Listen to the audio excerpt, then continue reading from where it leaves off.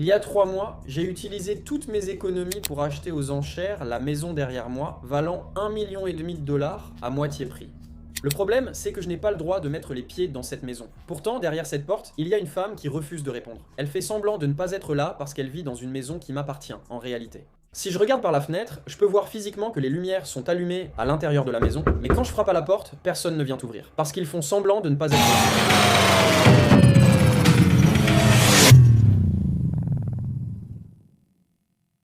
Quelques jours plus tard, C'est votre propriété, mais vous êtes... Oui, c'est ma propriété, mais elle est occupée par quelqu'un qui refuse de partir. Je dois m'y rendre, mais je préfère ne pas y aller seul. C'était des locataires et ils ont juste... Non, je l'ai acheté, mais l'ancien propriétaire refuse de partir. J'ai besoin d'accéder pour une inspection d'assurance, et je ne veux pas entrer sans autorisation. Et genre qu'il y ait un... Vous devez y aller pour prendre des photos, c'est ce que vous avez dit. Oui, s'il vous plaît. J'ai mes unités en intervention en ce moment, donc dès qu'elles seront libres, on les enverra. Allez-y, d'accord. Merci beaucoup. Très bien, bienvenue, au revoir, d'accord? Au revoir. Maintenant, on va voir s'ils ont déménagé. Je ne vois pas de camion de déménagement, je vois une voiture dans la rue, 2 voitures dans l'allée. Rien n'a été fait ni changé. Le panneau à vendre a disparu. Voici la suite où j'achète une maison à 1 million lors d'une saisie bancaire et les complications associées. Pendant 3 mois, j'ai payé pour que quelqu'un vive dans cette maison. Elle y vit gratuitement et elle fait semblant de ne pas être là. Nous avons tout emballé dans le New Hampshire et toute ma famille a déménagé en Floride. Il y a 6 mois, nous avons loué une maison pour 1 an. Le bail expire dans 6 mois et nous devons trouver un logement. Nous savons exactement dans quel quartier nous voulons emménager, celui-ci, et j'ai même acheté la maison dans laquelle nous voulons vivre il y a 3 mois. Nous savions que nous voulions vivre au bord de l'eau. C'est l'une des raisons pour lesquelles nous avons déménagé en Floride et je ne paie jamais le prix fort pour quoi que ce soit. J'ai trouvé la maison idéale, sur le point d'être vendue aux enchères, et proposé à la propriétaire 100 000 de plus que sa dette à la banque la veille de la vente. Elle a refusé. Le lendemain, j'ai acheté la maison 100 000 de moins que mon offre initiale. 3 mois après, j'ai compris qu'elle maîtrisait le système mieux que moi. Elle et ses avocats profitent de la situation depuis 3 mois. Cela veut dire que je possède la maison, que j'ai le titre à mon nom et que je n'ai pas le droit de mettre un pied sur cette propriété. En attendant l'autorisation du tribunal, car je ne l'ai pas encore reçue, ordonnance de possession. Une ordonnance de possession est un document que le tribunal m'autorise à utiliser pour expulser légalement quelqu'un de sa maison ou de la mienne. Dans cette situation. Maintenant, depuis 3 mois, j'ai été aussi poli que possible, j'ai proposé de l'argent contre les clés, j'ai proposé des services de déménagement. Mon agent immobilier a proposé de l'aider à trouver une location, j'ai même proposé de l'aider à déménager pour qu'elle parte, mais elle refuse tout contact. J'ai écrit des lettres à la main et les ai laissées à sa porte à chaque envoi recommandé, mais elle a refusé de les signer. Ses avocats ont accidentellement mal classé et daté les audiences pour prolonger son séjour là-bas. Dans la dernière vidéo, je vous ai montré la visite et l'achat de la maison aux enchères, ainsi que les démarches judiciaires. J'ai reçu l'ordonnance de possession, mais cela n'a pas suffi. Maintenant, nous sommes en Floride. Nous avons des ouragans, nous avons des tornades, nous avons des incendies. Cette maison doit être assurée. Tout mon argent est investi dans cette maison parce que lorsque vous achetez aux enchères, vous devez payer comptant, en totalité, sans hypothèque. Je possède cette maison. Je n'ai pas d'assurance actuellement car mon expert doit d'abord inspecter. Mais elle refuse d'ouvrir la porte pour l'instant. Elle a demandé 30 jours de plus pour y vivre, j'ai refusé. Nous partons toutefois 10 jours en vacances en famille. Vous aurez 10 jours pour emballer et déménager à notre retour. Cela vous dérange-t-il de partir? Elle a accepté. Les adjoints du shérif à la fin de la vidéo m'ont dit que rien n'a encore été emballé. J'ai acheté une maison à 15 millions au bord de l'eau pour la moitié du prix. J'y entre donc avec beaucoup de capital. Je pourrais dépenser 1,5 million pour une maison neuve ou rénovée, ou 2 millions pour notre ancienne maison, mais ce n'est pas ma façon de faire. Je veux investir et j'aime montrer la réalisation de projets. On va tenter d'entrer, d'expulser l'occupant et de redonner vie à cette maison comme avec les voitures. Commençons là où nous nous sommes arrêtés, avec les shérifs à la maison et voyons si on peut entrer ici. C'est le moment, voilà le shérif adjoint et c'est un peu stressant. Oh là là, il y a 2 adjoints. Oh là là, il y en a 2. À quel point es-tu stressé? Je suis au-delà, mais un peu stressé aussi. Je vais d'abord lui parler, puis laissez-nous rester ici un instant. Je veux sortir.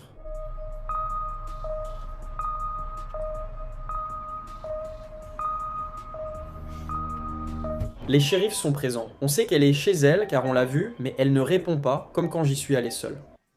Ouais, et ça avait l'air d'aller, mais je n'ai pas pu entrer depuis qu'on l'a acheté. Quoi? Je suis presque en mode panique, je suis presque stressé.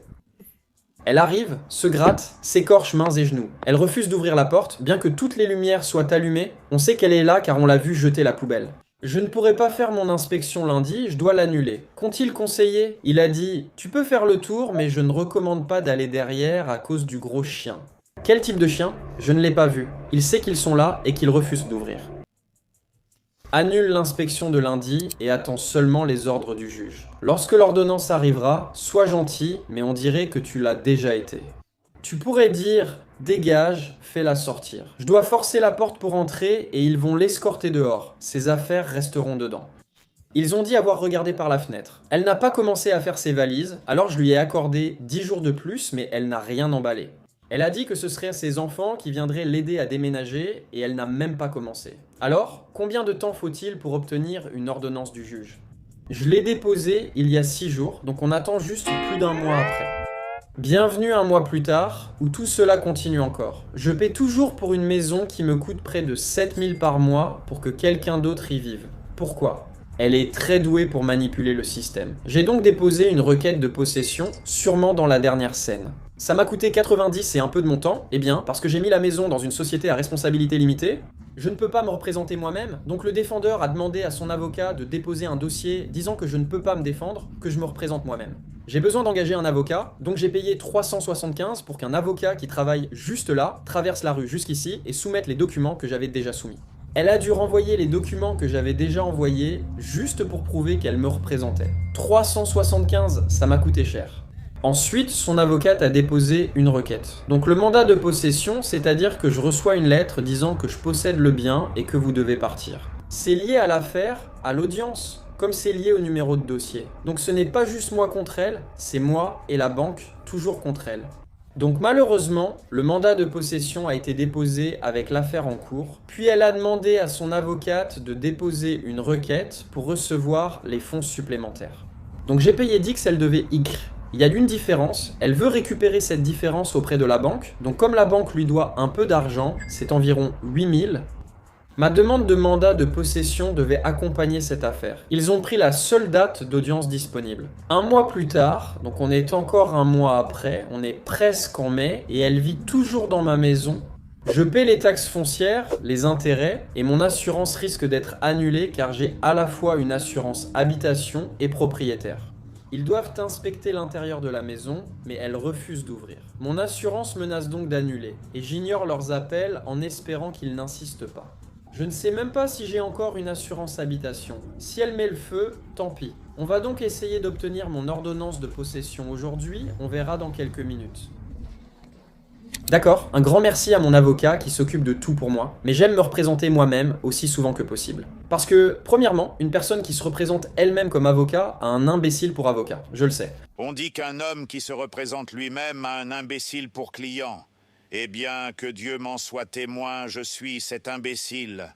J'aime apprendre et me lancer des défis. Je trouve la loi très intéressante, c'est pourquoi j'essaie de me représenter moi-même.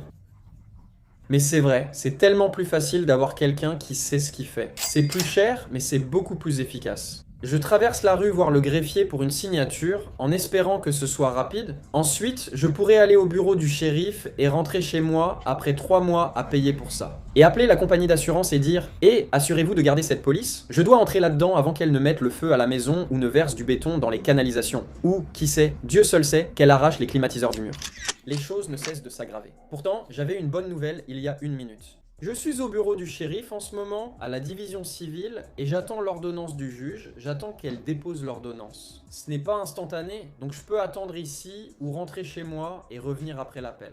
Après avoir obtenu l'ordonnance du juge, je dois la présenter à la division civile du shérif sous 90 jours pour fixer un rendez-vous. Aujourd'hui, c'est mercredi, selon eux. La prochaine disponibilité, c'est lundi. Donc, même si j'obtiens un ordre de possession qui dit « Sors de chez moi », je ne peux pas lui dire de sortir de chez moi avant lundi.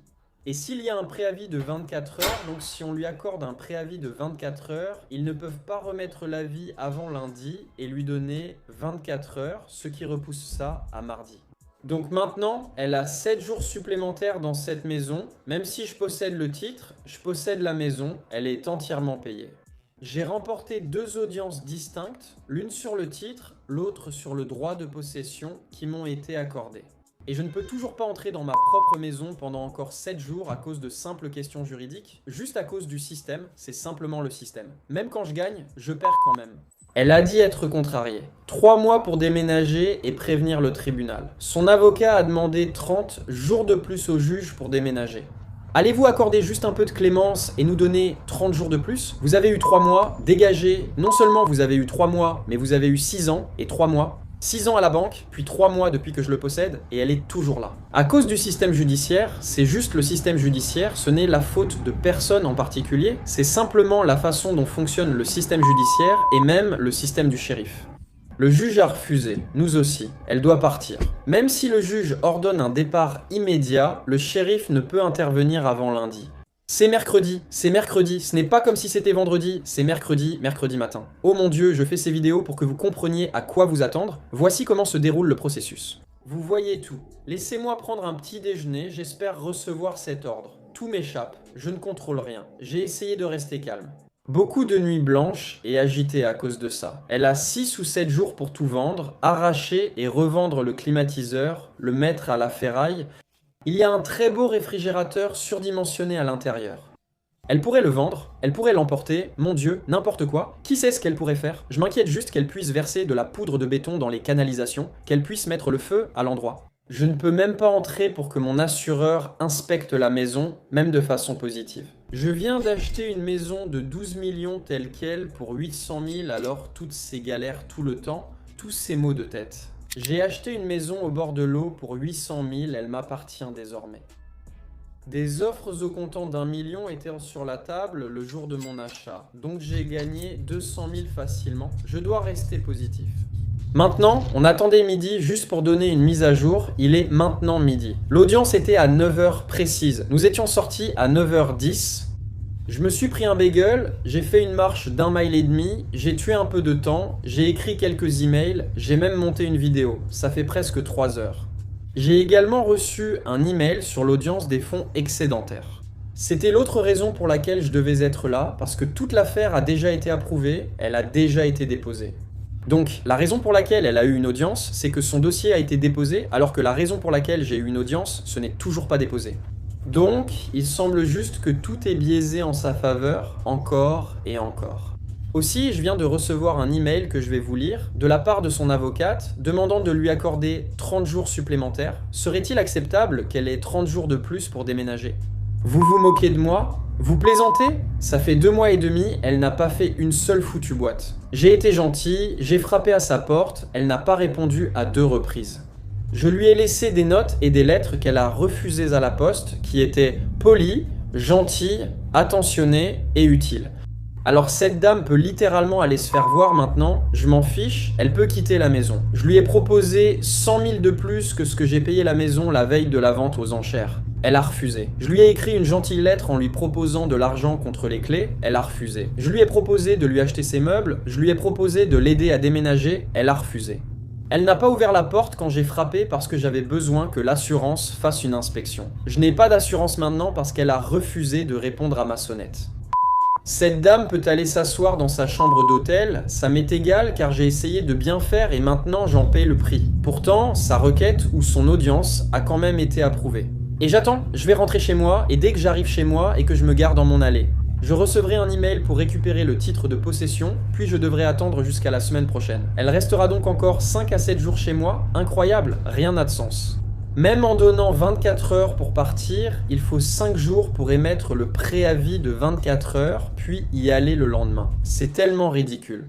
J'ai littéralement juste arrêté sur mon téléphone. Je viens littéralement de sortir du centre-ville et l'email vient juste d'arriver. Littéralement, c'était pendant que j'étais en train de râler. L'email est arrivé alors que je quittais les embouteillages en centre-ville. Je savais que ça allait arriver. J'ai attendu 2 heures dans un camion et maintenant, c'est arrivé. Peu importe, au moins c'est là. C'est ridicule. Plainte pour saisie hypothécaire ou rétablissement de documents perdus n'est pas un avis de Liz Pendens. Non. C'est une saisie, d'accord, c'est ce que j'ai dit. Donc je suis remontée jusqu'en 2019. Donc, Ok, car il est indiqué plainte vérifiée pour saisie hypothécaire. Parfait. D'accord. 15 minutes plus tard, D'accord. L'affichage de 24 heures n'est pas obligatoire si vous ne le souhaitez pas. Par courtoisie, elle a dit que c'est possible, mais ce n'est pas exigé pour une saisie. Je lui ai déjà donné beaucoup de préavis. Et c'est pour ça, parce que ça remonte jusqu'en 2019. Oui, d'accord, très bien. Si ça ne vous dérange pas de me donner 2 secondes pour descendre, lui dire ça dans le cercle, je remonte tout de suite après. Et ensuite, on fera ça, d'accord? Oui, merci beaucoup. Excellente nouvelle. Comme je l'ai dit, je fais ces vidéos car j'apprends et vous pouvez apprendre avec moi. Il y a beaucoup d'erreurs et vous pouvez apprendre de mes erreurs ou du fonctionnement du processus. Donc, comme c'était une vente aux enchères de saisie, il n'y a pas de préavis de 24 heures requis. Et elle l'a avancé à demain parce que j'ai été poli, donc demain à 9 h, je serai à la maison. Ils ont demandé si je voulais lui accorder un week-end de courtoisie. Non, je lui ai donné 3 mois. Elle aurait pu déménager depuis, mais elle n'a rien fait. La prochaine scène sera donc une nouvelle saga. Je me sens mal, j'ai tenté d'être gentil, mais on a profité de moi plusieurs fois. Demain, les shérifs la feront quitter sa propriété. Je suis un peu effrayé, ça me fait peur et je me sens vraiment mal à ce sujet, mais c'est comme ça. J'ai dû faire inspecter la maison pour mon assurance il y a quelques semaines et j'ai demandé l'aide de quelques adjoints du shérif. Ils ont frappé à la porte et elle ne répondait pas. On pouvait la voir à la fenêtre, donc je suppose que ça va se reproduire. D'accord, tu sais qu'on ne peut pas forcer l'entrée, hein? Ouais, moi je peux. Non? Les shérifs frappent aux portes, personne ne répond et sa voiture est absente. Je vais peut-être devoir entrer par effraction. J'ai tenté 10 minutes d'ouvrir la porte sans succès. La fenêtre était toujours ouverte, je suis entré par là. Les adjoints inspectent la propriété. Elle vient de rentrer par la porte, je lui ai demandé de partir. Des hommes frappent à la porte en ce moment, ce qui me rend nerveux. Toutes ces affaires auraient pu être déplacées il y a 3 mois, mais ça n'a pas été fait. Maintenant, c'est ma responsabilité de décider ce qui vaut la peine d'être gardé ou déplacé et ce qui ne l'est pas. Et je dois tout déplacer. Comme ça, ils pourront plus tard passer en revue tout ça, décider, puis jeter à la benne. C'est vraiment triste et ça craint que ce soit moi qui doive faire tout ça. J'ai trouvé des photos d'eux d'il y a 20 ans. Famille heureuse, ce n'est pas cool. Voici l'avant. Tarine gère la cuisine, même en mangeant des sandwichs du pub. Elle a déjà dégagé un plan de travail, ce qui est plus que ce que j'ai fait dans le garage. Tout ça va juste finir dans des barils, et puis Chase démonte des cartons à 10 centimes le carton. Il n'a démonté qu'un seul carton pour l'instant. Et puis Logan s'en sort déjà plutôt bien dans sa chambre, je dirais que Logan et Kendall ont fait de grands progrès.